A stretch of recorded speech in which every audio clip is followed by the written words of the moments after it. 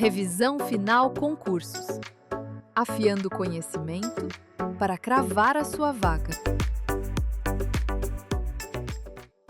Olá, futuro servidor e futura servidora! Sejam todos muito bem-vindos a mais um episódio do Revisão Final Concursos.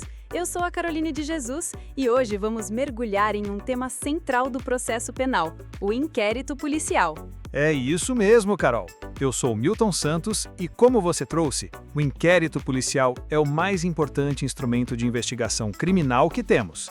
É aquela fase pré-processual, conduzida pela Polícia Judiciária, que busca reunir os elementos de informação necessários para a justa causa da ação penal. Exatamente, Milton. A justa causa, que é a prova da materialidade do crime e os indícios suficientes de autoria, é um pré-requisito para o Ministério Público ou o querelante iniciar o processo.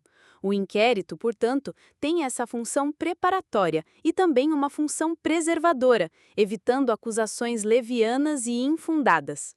Então, vamos dissecar hoje todas as características, os prazos, as formas de instauração e as regras de encerramento e arquivamento desse procedimento tão fundamental. Vamos lá? Bloco 1. Características essenciais do inquérito policial. Para começar, o inquérito tem várias características que são cobradas exaustivamente em provas. A primeira delas é que ele é discricionário. Exato. Isso significa que o delegado de polícia tem liberdade para conduzir as investigações da forma que achar mais eficiente para elucidar o fato, claro, sempre dentro dos limites da lei. Ele pode determinar as diligências do rol exemplificativo dos artigos 6º e 7º do CPP, mas não está preso a elas. Mas essa discricionariedade não é absoluta, né, Milton? Há situações em que o delegado é obrigado a agir, como na realização do exame de corpo de delito em crimes que deixam vestígios e ao atender requisições do juiz ou do Ministério Público. Perfeito. Outra característica marcante é que o inquérito é inquisitivo ou inquisitorial.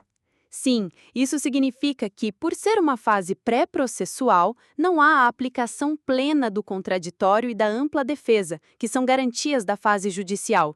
No inquérito, não temos um acusado, mas sim um investigado ou indiciado.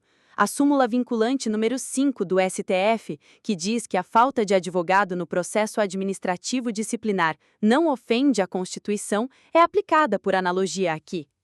E ele também é sigiloso, Carol. O artigo 20 do CPP prevê o sigilo para garantir a eficácia das investigações. Isso mesmo, mas esse sigilo não é absoluto.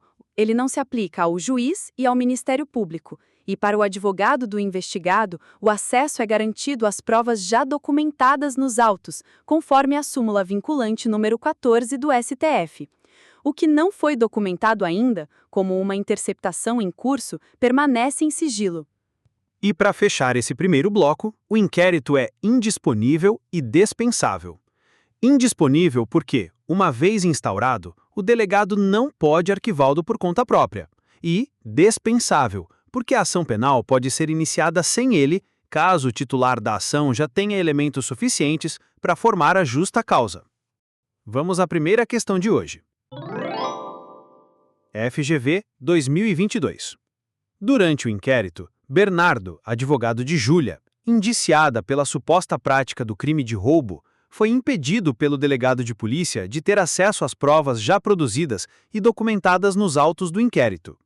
Nesse caso, é correto afirmar que: opção A. Agiu bem o delegado, porque o inquérito é sigiloso. Opção B. Agiu mal o delegado. De acordo com o enunciado de súmula vinculante, o delegado de polícia é obrigado a permitir o acesso a todos os elementos já documentados nos autos do inquérito. Contudo, o delegado pode deixar de exibir diligência em curso ainda não documentada. Opção C. Agiu bem o delegado, visto que somente Júlia poderia ter acesso aos autos, inclusive aos elementos decorrentes de diligências em curso, ainda não documentadas. Opção D. Cabe à autoridade policial decidir fundamentadamente se permitirá ao advogado o acesso a todos os elementos já documentados nos autos do inquérito. Portanto, agiu bem o delegado. Opção E. Agiu mal o delegado, visto que o advogado é sempre permitido o acesso a todos os elementos já documentados nos autos do inquérito, e a todos os elementos decorrentes de diligências em curso, ainda que não documentadas.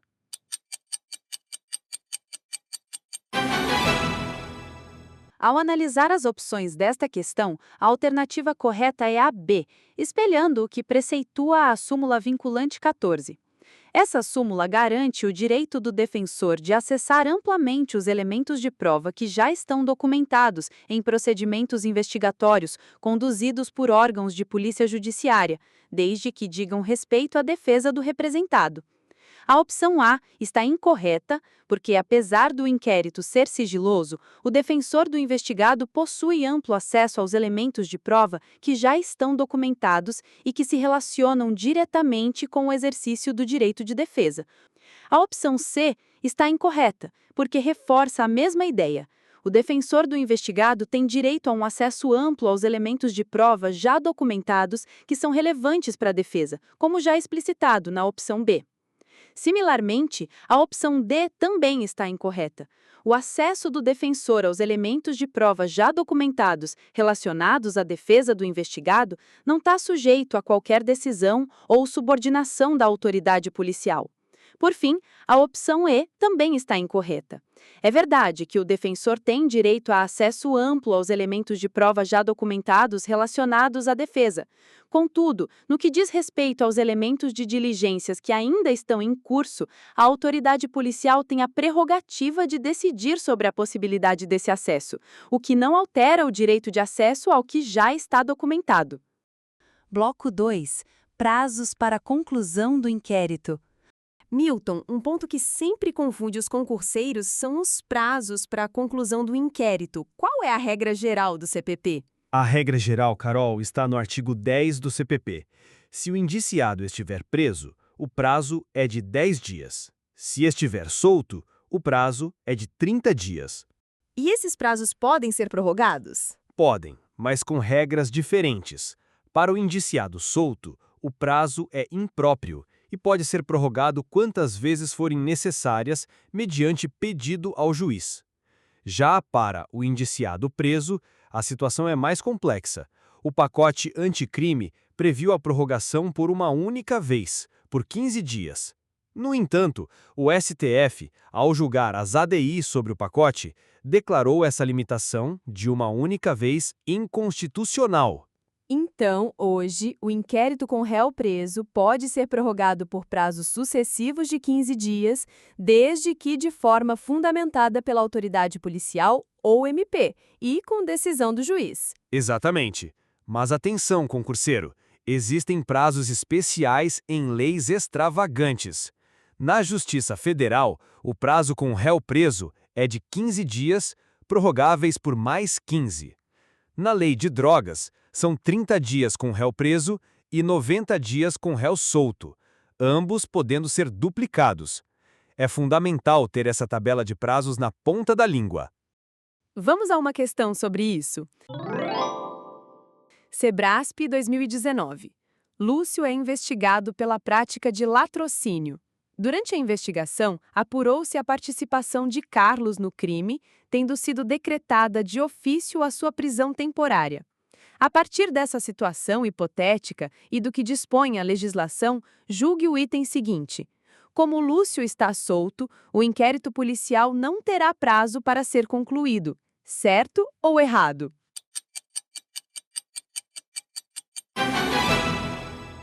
O artigo 10 do Código de Processo Penal estabelece prazos claros para o encerramento do inquérito policial. 10 dias se o indiciado estiver preso, em flagrante ou preventivamente, e 30 dias se estiver solto. Com isso, a assertiva está errada. É crucial notar que legislações especiais podem prever outros prazos.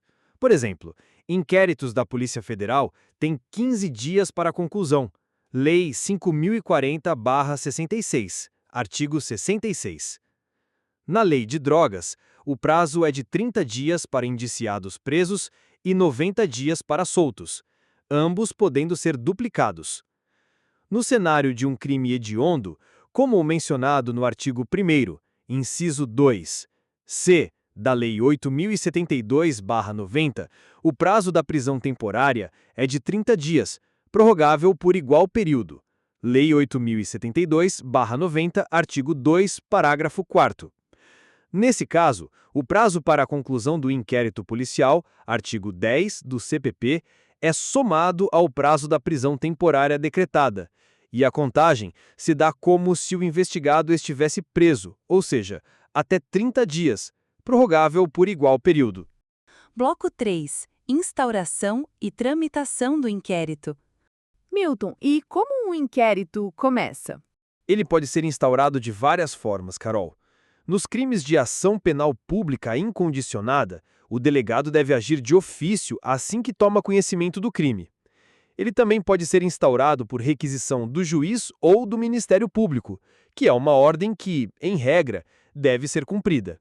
E nos outros crimes? Nos de ação penal pública condicionada, é necessária a representação do ofendido.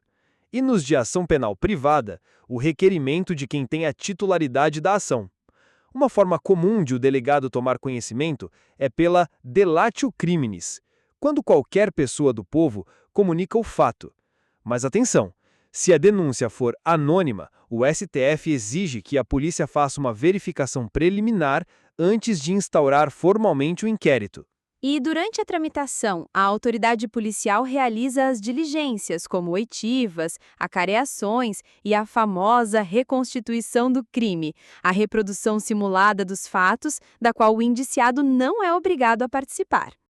E o indiciamento? O que é exatamente? O indiciamento é um ato formal e privativo do delegado de polícia. É o momento em que, com base nos elementos colhidos, a autoridade se convence de que há indícios suficientes de que determinada pessoa é a autora do crime, mudando seu status de investigado para indiciado. Vamos à questão? Sebrasp 2018. A denúncia anônima de fatos graves, por si só, impõe a imediata instauração de inquérito policial, no âmbito do qual a autoridade policial deverá verificar se a notícia é materialmente verdadeira. Certo ou errado?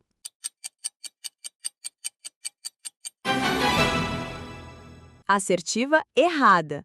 O STF já decidiu que a denúncia anônima, por si só, não serviria para fundamentar a instauração de inquérito policial, mas que, a partir dela, poderia a polícia realizar diligências preliminares para apurar a veracidade das informações obtidas anonimamente e, então, instaurar o procedimento investigatório propriamente dito. Bloco 4. Encerramento e arquivamento do inquérito. E quando a investigação termina, o que acontece, Milton? A autoridade policial elabora um relatório final, que é uma peça descritiva de tudo o que foi apurado e remete os autos ao juízo.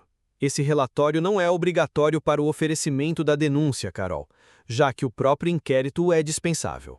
Recebidos os autos, o titular da ação penal, geralmente o Ministério Público, pode tomar algumas atitudes: oferecer a denúncia, requisitar novas diligências ou promover o arquivamento. E o arquivamento foi um ponto de grande mudança com o pacote anticrime e posterior decisão do STF. Antes, o MP pedia o arquivamento e o juiz homologava. O pacote anticrime tentou dar essa atribuição de arquivar diretamente ao MP, com controle interno. Mas o STF, ao julgar as ADIs, deu uma interpretação conforme a Constituição. Hoje, a sistemática é: o MP promove o arquivamento e comunica à vítima, o investigado, a autoridade policial e também o juiz. A decisão é submetida à instância de revisão do próprio MP para homologação. Se a vítima não concordar, ela pode, em 30 dias, levar a questão a essa mesma instância de revisão. E, uma vez arquivado, o inquérito pode ser reaberto? Pode, desde que o arquivamento não tenha se baseado em atipicidade do fato, excludente de licitude ou extinção da punibilidade, pois nesses casos a decisão faz coisa julgada material. Fora isso, o desarquivamento é possível se surgirem provas novas, conforme a súmula 524 do STF. Última questão para afiar o treino. FGV 2022. A autoridade policial determinou a instauração de inquérito após receber a notícia da suposta prática do crime de furto mediante fraude eletrônica, definido no artigo 155, parágrafo 4b do Código Penal, com a redação dada pela Lei 14.155, de 2021. O delito em questão é de ação penal pública incondicionada. Apesar da realização de diversas diligências, não foi possível apurar a autoria delitiva, o que constou no relatório elaborado pelo delegado de polícia. A partir dos dados apresentados, é correto afirmar que, no caso, Opção A. O delegado deve arquivar diretamente o inquérito policial, não sendo possível, a partir do arquivamento, em nenhuma hipótese, a reabertura das investigações. opção B, o delegado pode promover o arquivamento do inquérito, devendo o membro do Ministério Público acompanhar a manifestação ou recorrer ao chefe de polícia. Opção C. Embora não possa arquivar diretamente o inquérito, as conclusões do delegado de polícia vinculam o órgão do Ministério Público responsável pela promoção de arquivamento ou oferecimento da denúncia. Opção D. O delegado de polícia não pode arquivar diretamente o inquérito. Entretanto, ocorrendo o arquivamento por determinação da autoridade competente, pode haver o desarquivamento e continuidade das investigações, desde que surja notícia de novas provas. Opção E. O delegado não pode arquivar diretamente o inquérito. Caso haja o arquivamento por determinação da autoridade competente, não pode haver o desarquivamento e a continuidade das investigações, ainda que surjam notícias de novas provas.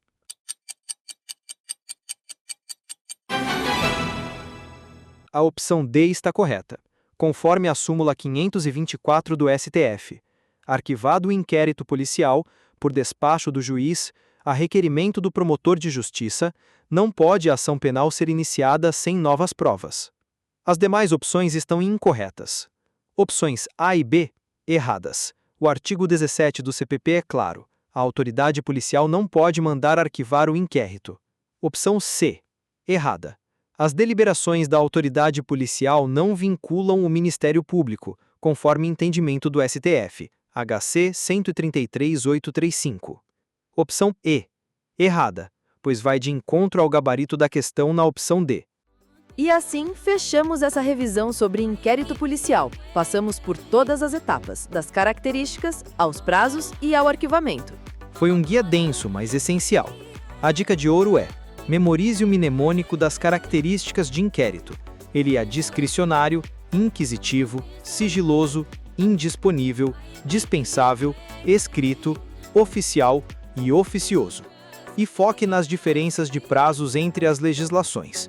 Isso faz toda a diferença. Exatamente. Se este episódio foi útil, siga o nosso podcast, compartilhe com seus amigos de estudo e nos envie suas sugestões.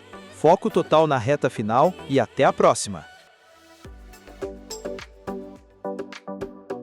Revisão final concursos. O ponto final na sua preparação.